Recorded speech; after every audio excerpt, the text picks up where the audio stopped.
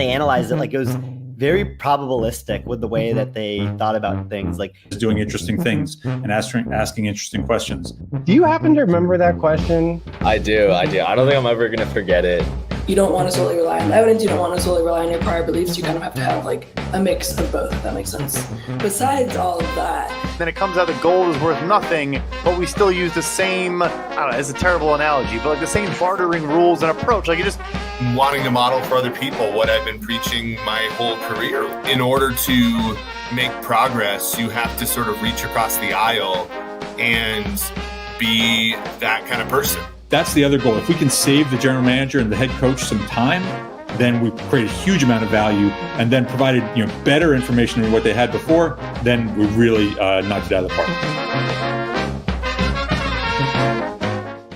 Thank you for joining us on Pardon My Math with Ben Alamar here for our second episode. And how are you today, Ben? I'm great. Thanks for having me. So for our viewers and listeners at home, this is our second attempt at this. I did not record our first episode. So thank you again, Ben, for agreeing to do this, 2 times as it is. And we are definitely recording. Check.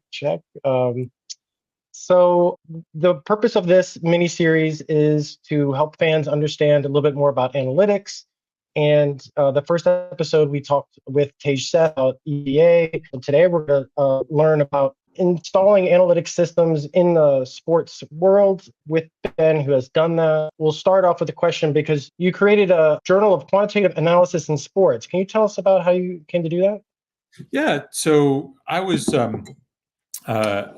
doing research on tobacco control legislation, the economic impacts of that, and happened to stumble into a opportunity to work in sports, in working on a fantasy sports startup company called Pro Trade Sports.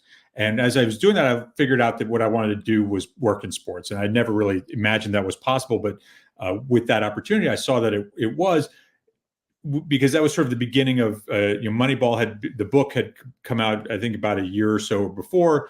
And more and more people were starting to recognize the potential of using data in sports to gain a competitive advantage. I did at the time, I was doing academic research, and I wanted to do academic research around sports analytics. Now, to do that, you have to have a place to publish that to have an academic career. And so I looked around, and there weren't really many places that would publish, regularly publish sports statistics research. And a lot of academics weren't taking it seriously because there weren't a lot of publications. It was very, very new field. So I decided that in order to have the kind of academic career that I had envisioned at the time, I had to have an academic journal for the field. And so I talked to a couple of publishers, finally found the right place for it. And as soon as we opened up for submissions, it turns out there were a lot of academics that had been thinking about these kinds of things and been trying to find ways to publish them. And we got a lot of papers and got the journal up and running through a lot of efforts from a variety of folks to review the papers and help make sure we were publishing high quality work.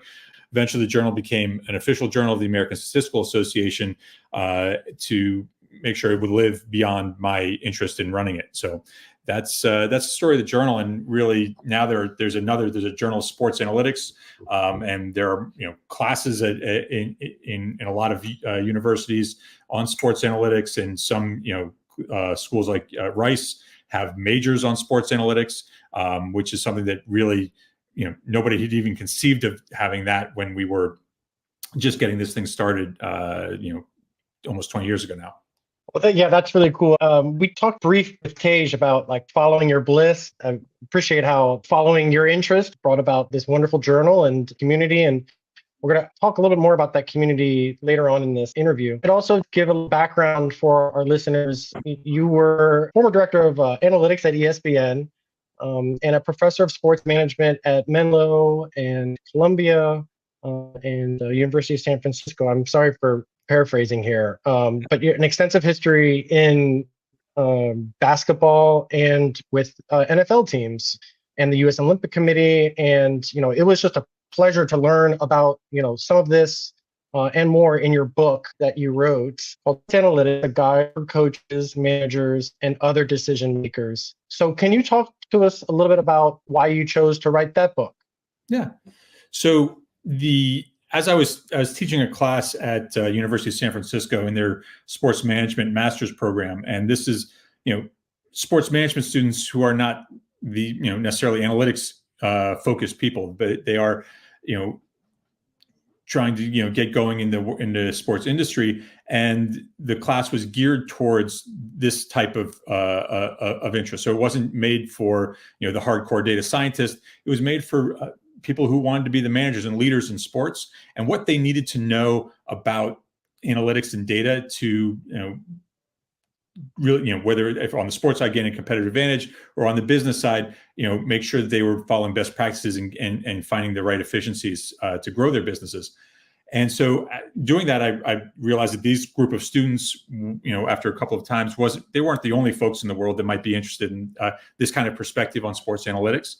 So I decided to write the book, based on the class, and really have for this market of folks who need to know some things about data and analytics and sports, but didn't need to be bogged down in deep theoretical statistical modeling or equations and stuff. So I believe it's the only sports analytics book on the market that has no equations in it, but provides leaders with the context they need to build an effective analytics group within their organizations. And I'll mention for anyone who's interested in buying it, it's still number 87 on the sports industry list in Amazon, and it was published 10 years ago. So, tremendous staying power. Again, I really enjoy reading it and going back to it, and I know I will be, in the future.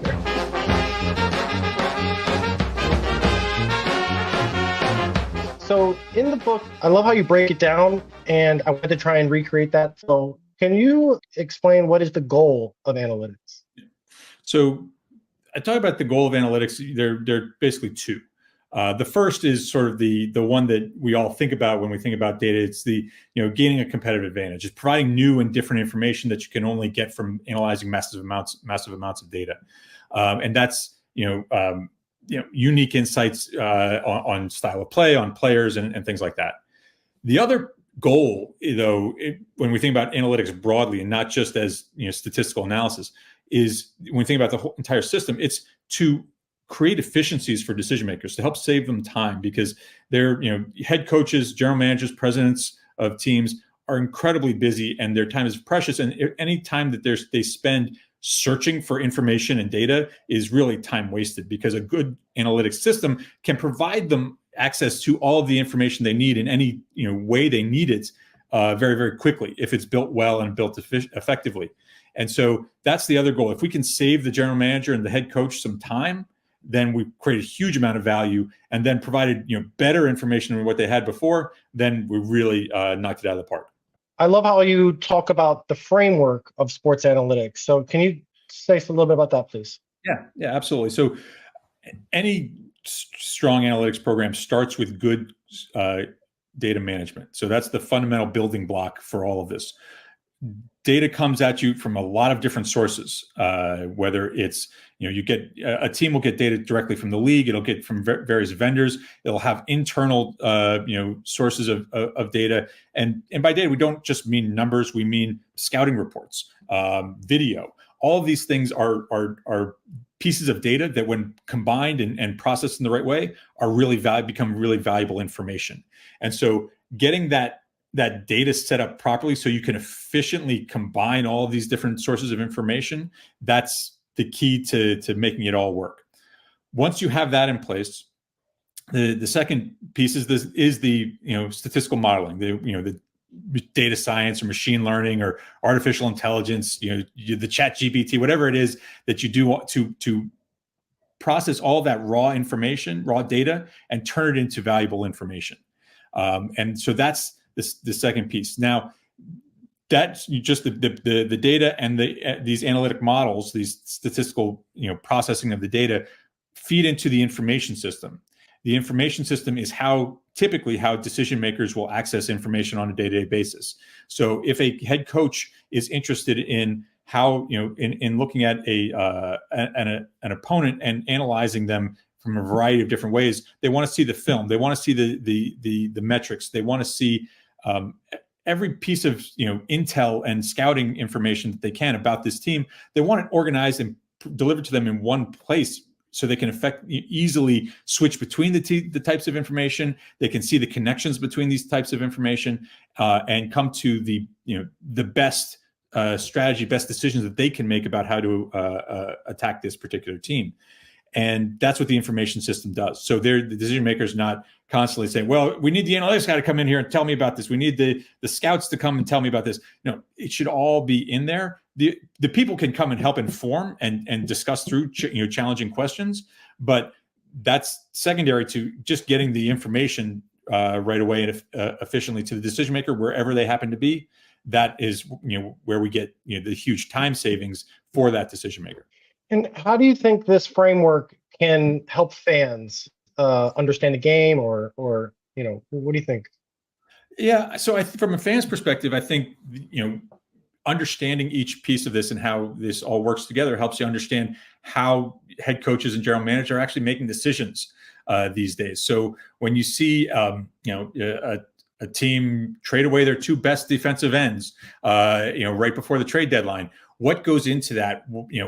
There's all the different pieces that lead the information to the decision maker to balance all of the pros and cons of that, so they can make decisions on salary cap, on performance, on how this player is going to be effective in the future. What options are going to be available to me from a salary cap perspective and draft perspective based on the value of the assets that are coming into the organization. You have to understand all the different types of data that will lead to that. What kind of modeling, what kind of projections do you get in terms of future performance out of players? That's the analytical modeling. And then the information system bringing all of this, the film, the draft capital evaluations, the contract evaluations, salary cap implications. That's where the information system brings that all together, and that's what the decision maker is looking at to make that call. Like, yes, I can trade this player.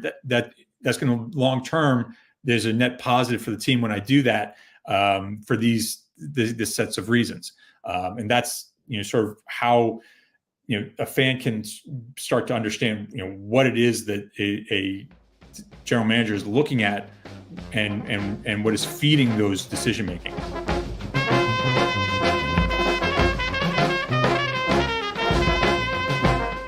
So taking one portion of this framework, again, data management and analytics models, both supporting information systems, we're going to just look at analytic models. And as an example of that would be, and it's just a small example, say, look at QBR, because we played a part in the creation of QBR. And in the book, you talk about a process of analytics, which includes asking 5 questions. So let's just start off with the first question. What was the thought process that went into the creation of QBR? Yes, so QBR, ESPN Sports Analytics Group was the first major project that team did, and I was consulting with the team at the time. The thought process was looking at sort of modern quarterback play, and by modern I mean when we created this, however many years ago we did. We noticed that a lot of the metrics that were used to evaluate quarterbacks were really not incorporating everything that a quarterback did in the modern game, and to affect the outcome and to be a quality player. So most strikingly was when you look at quarterback rating, the NFL sort of standard metric that has some strange scale that nobody really understands why what a perfect game is. There's no ability, there's no running ability. The quarterback's running ability is not incorporated into that in any way. And so, when you have players like Michael Vick, that Lamar Jackson, Patrick Mahomes, their ability to move and to impact the defense from that perspective is huge in their overall contributions to their team's ability to win. And so that needs to be incorporated in some way.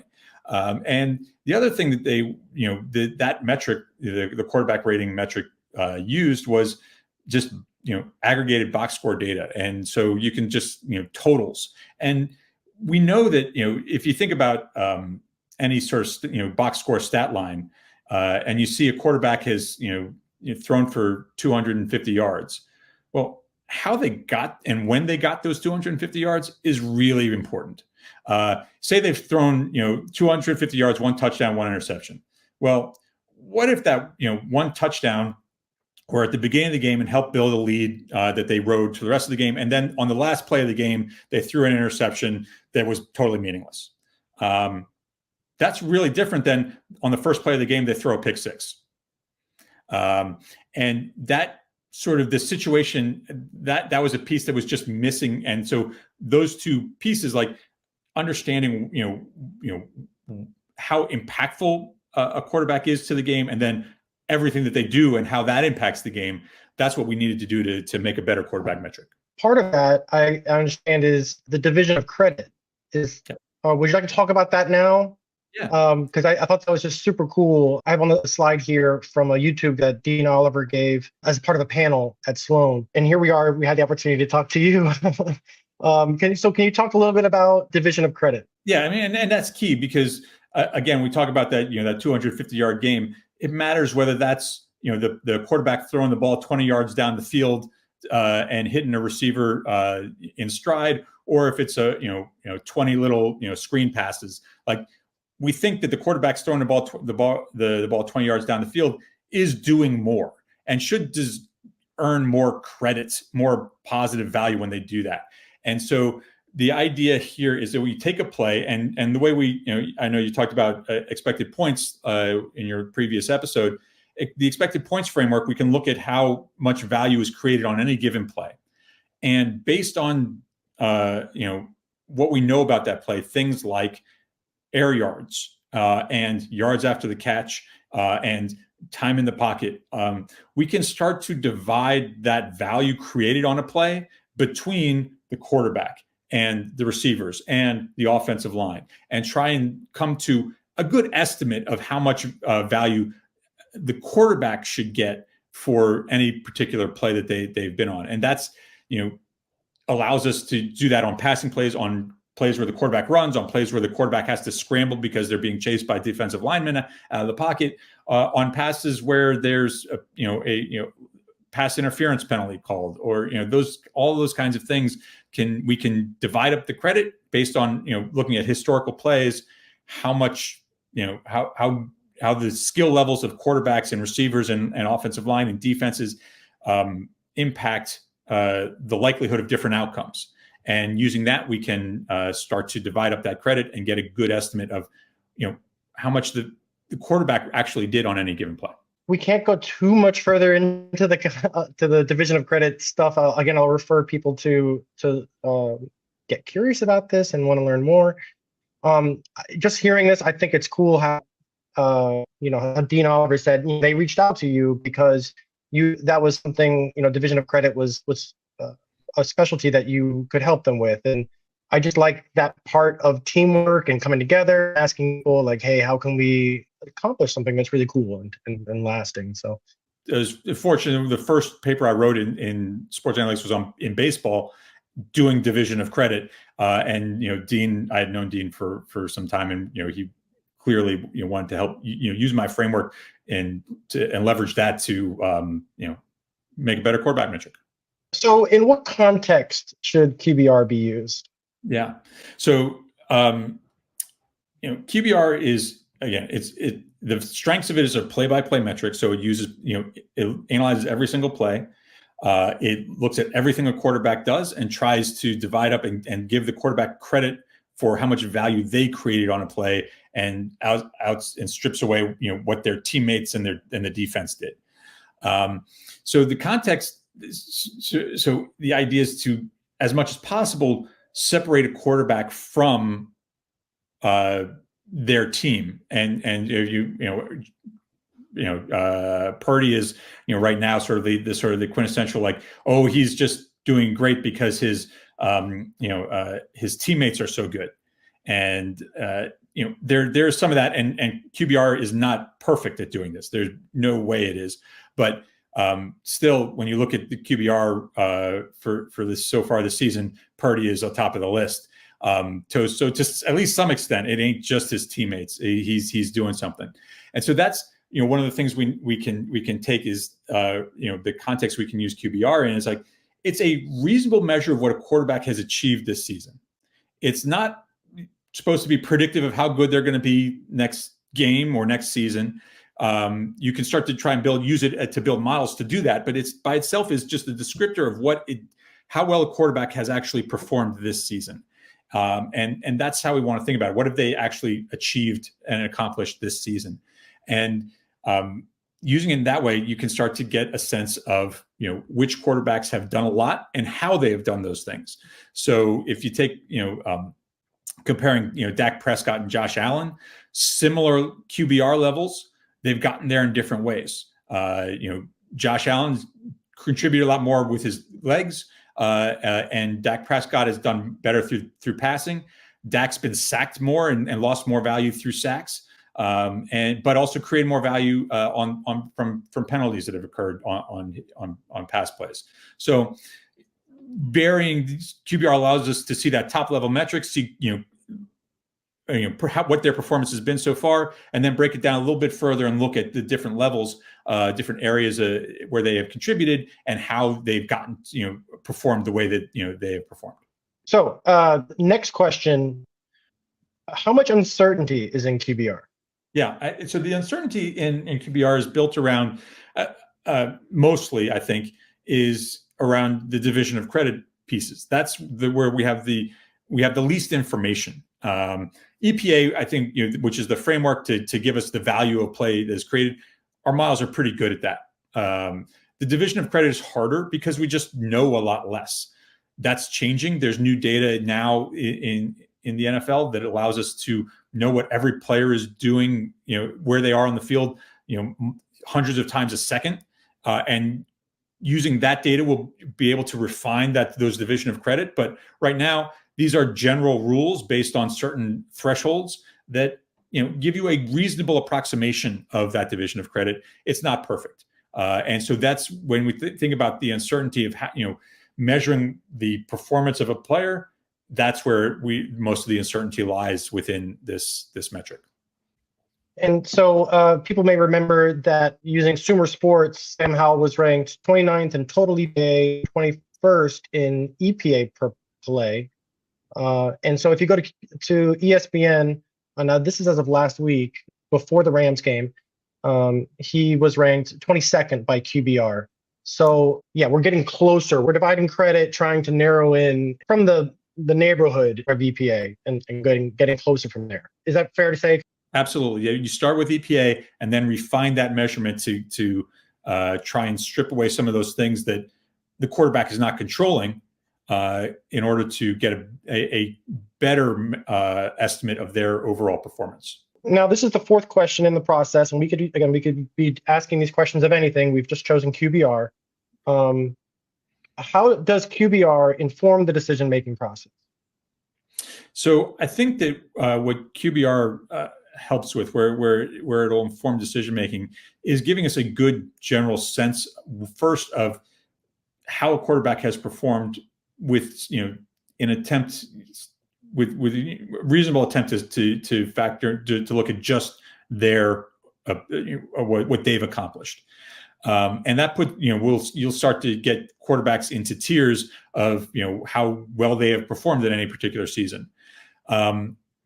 Then again, because of the breakdown of the passing, running, sacking, penalties, breakdown, you can start to see where they have contributed, how they've created the level at which they've performed.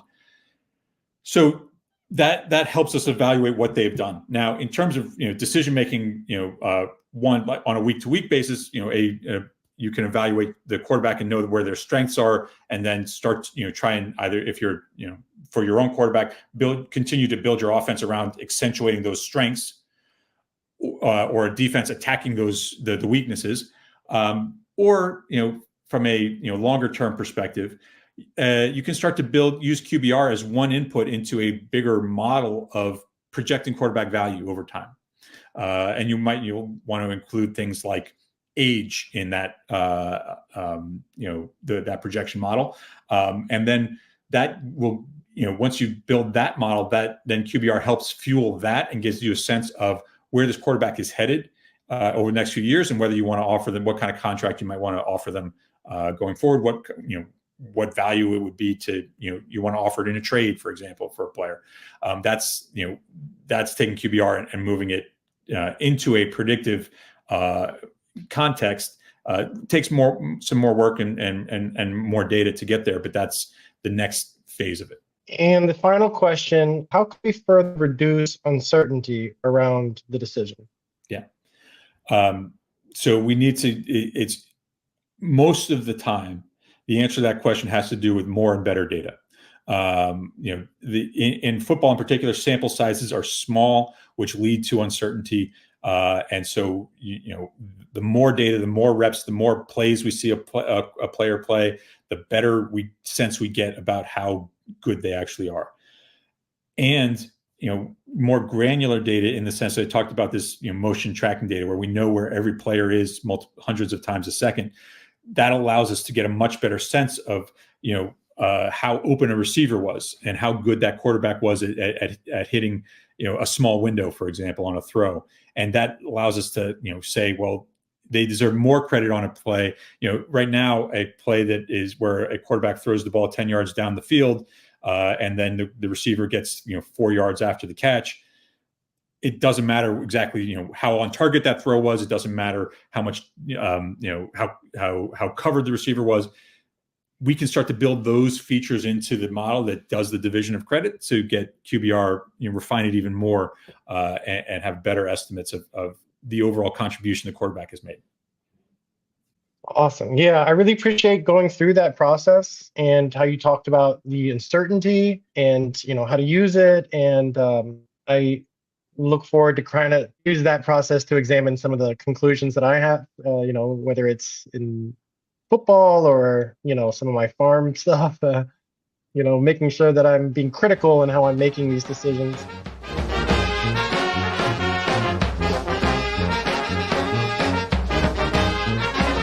So, zooming out again, what we were just talking about was part of the analytics models that, as you said, like supports information systems and the decision maker. Now we're kind of talking about like decision making. And so can you explain the difference between a data-driven system and a data-centered system? Yeah, so data-driven decision making within an organization is, when you have so much information, so much data, that the data, you can just, what the data is telling you to do is the right answer.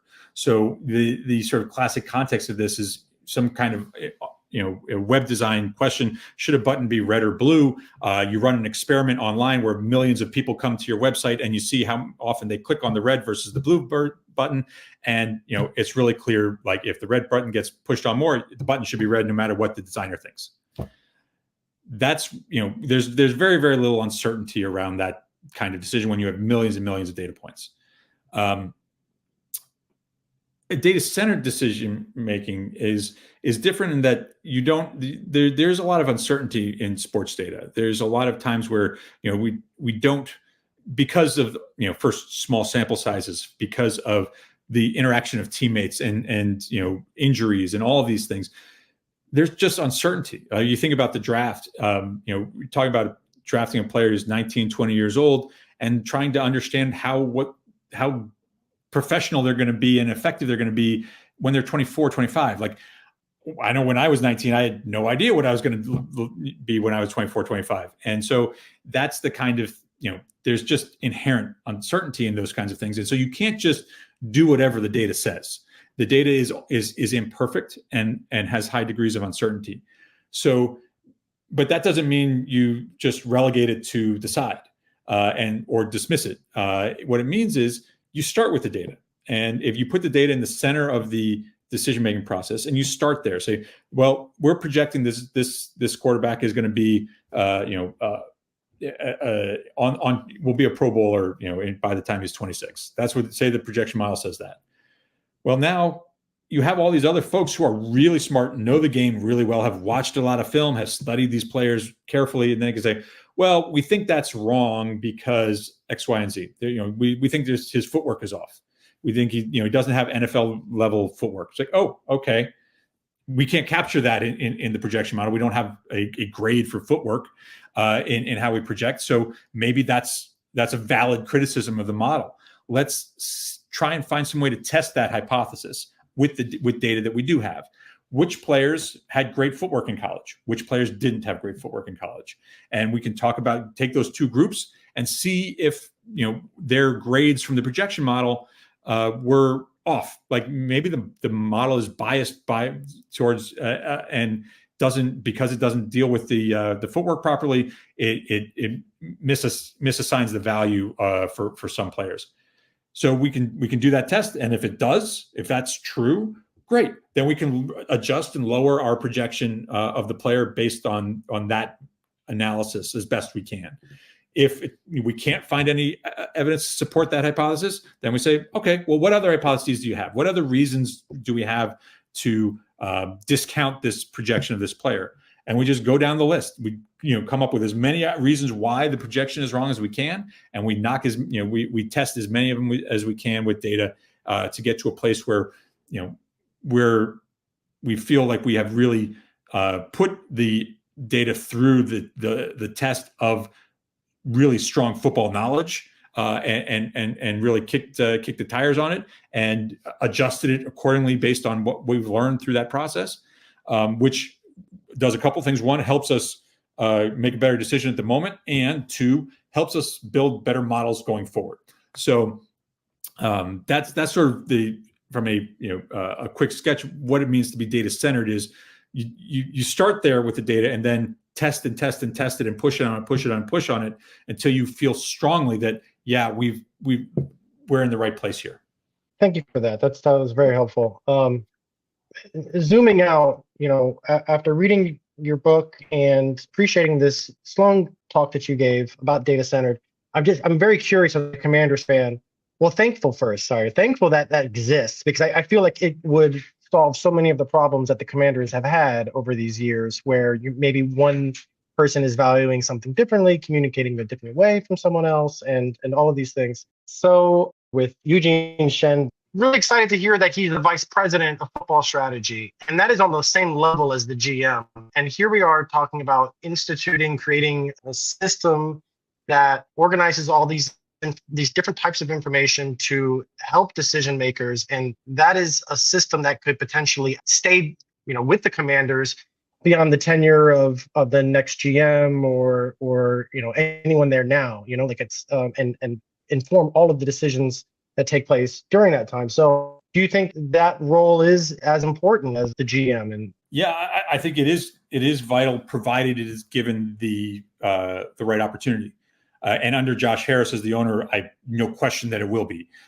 Josh is certainly a very data-hungry, data-driven kind of decision maker, and so he will want to make sure that the work that Eugene does, that Josh will invest in, is part of the culture of how they make decisions in the front office. And so, first of all, Eugene is an excellent at what he does, and I've known Eugene for many years, and I think that the Commanders are really fortunate to have somebody of his experience in that kind of position to help assess where they're at from a data systems perspective and what they need to do to get to a place where they're really a leading organization in analytics, which has been what Josh has wanted to do with his other teams for sure. So I expect that he's interested in making the same kind of investments in the Commanders and how they go about their business. It's going to take time, because building these systems is not easy. It's not quick.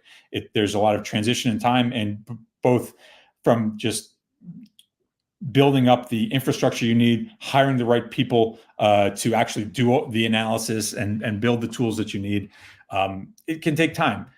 There's likely some things that are in place now that Eugene can leverage to help institute a more data-driven kind of culture already, where people will start to think about have those metrics in hand and what they're telling them, right away as he works to build up better and more effective tools over the next couple of years.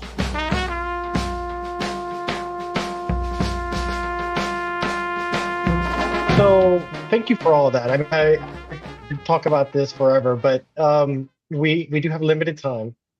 Part of this podcast is to talk about community, and if you could just share, some of the ways maybe the journal community that you've been a part of and had a big part in creating, how that's impacted your personal and/or professional life. Yeah, I think that the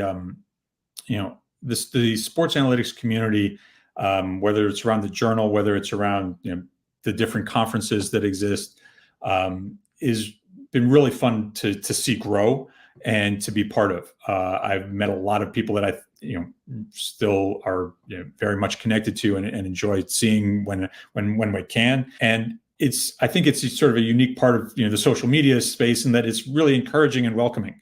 If people have interesting and good ideas, you can usually get them pushed into the conversation among the analytics folks and get yourself recognized as doing interesting things and asking interesting questions. And that's helped build a lot of online resources that are help people get going in sports analytics really quickly now, where before it used to be really hard and time consuming to get the access to the kinds of tools and data that you need to do some interesting things. So I've been really I feel really connected to this group of people that is constantly growing and evolving, and seeing some of the my students move up through that world and the kinds of contributions they're making has been incredibly gratifying for me. And I'm really excited to see how this, again, this field that essentially didn't exist 20 years ago is now a major force in sports, from professional sports, college academia, where people are studying this carefully now. It's just been really fun, and I've been really lucky to be part of it all. Well, as a fan of your work and of football in general, I really want to say thank you for your part in that story. It's really helped me appreciate the game more, and a part of sparking that interest has been to meet new people, make new friends, learn more, and continue that cycle. So, love hearing about how that, some of that in your story as well, and encourage our viewers and listeners to think about how we can carry that on. So that'll conclude our second episode. We'll be carrying on our third episode with Arjun Menon of PFF, and he was an intern with the Jets, and we're going to talk about success rate. But yeah, Ben, thank you so much. Thank you for having me. I really appreciate it. Is there anything viewers should check out? No, of course. Yeah, I mean, your book makes great gifts. Sets as coasters. However you want to use it, it's all good. Right on. Okay, well, take care. Appreciate you. Thank you. Bye-bye.